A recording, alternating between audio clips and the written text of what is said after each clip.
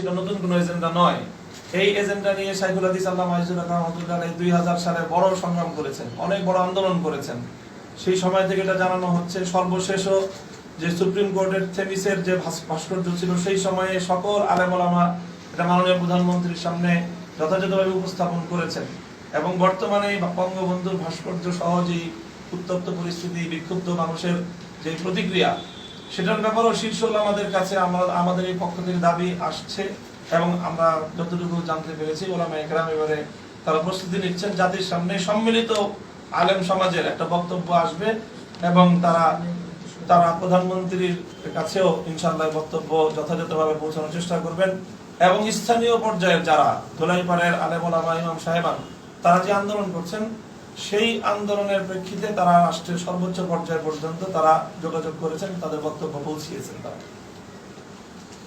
ভাস্কর্য করবেই বলে ওয়াদাবদ্ধ করেছেন এবং বলেছেন যে আমরা করব, কোনো বাধা আমাদের কাটতে পারবে না। আপনারা কি ভাস্কর্য ভাঙার জন্য বা ভাস্কর্য সরানোর জন্য নতুন কোনো কর্মসূচিতে যাবেন নাকি এখানেই থেমে যাবেন? আসলে আমি আবারও বলছি যে এখানে বিষয়টা ঈমানের প্রশ্ন, এখানে থেমে যাওয়ার কোনো অবকাশ আমাদের নেই। আমরা ভাস্কর্যের বিরুদ্ধে, মূর্তির বিরুদ্ধে, বিশেষ করে রাষ্ট্রীয়ভাবে মুসলিম জনপদে যদি মূর্তি বা ভাস্কর্য স্থাপনের চেষ্টা করা হয়, আমরা এটার বিরুদ্ধে বলেই যাব। তবে হ্যাঁ, আমাদের বলাটা আমাদের সামর্থ্যের আলোকে হবে। আমরা রাষ্ট্রের বিরুদ্ধে কোনো যুদ্ধে জড়াবো না বা এমন কোনো পদক্ষেপ আমরা নিব না যেটা হঠকারিতামূলক হয়, দেশের আইন শৃঙ্খলা, জনগণের জানমালের নিরাপত্তা বিঘ্নিত করে, এমন কোনো পদক্ষেপ নেওয়ার কখনোই আমাদের চিন্তা না। তবে হ্যাঁ, আমরা এই কথা ভাস্কর্য বিরোধী, মূর্তি বিরোধী আমাদের এই বক্তব্য, এটা আমরা কখনোই বন্ধ করতে পারবো না।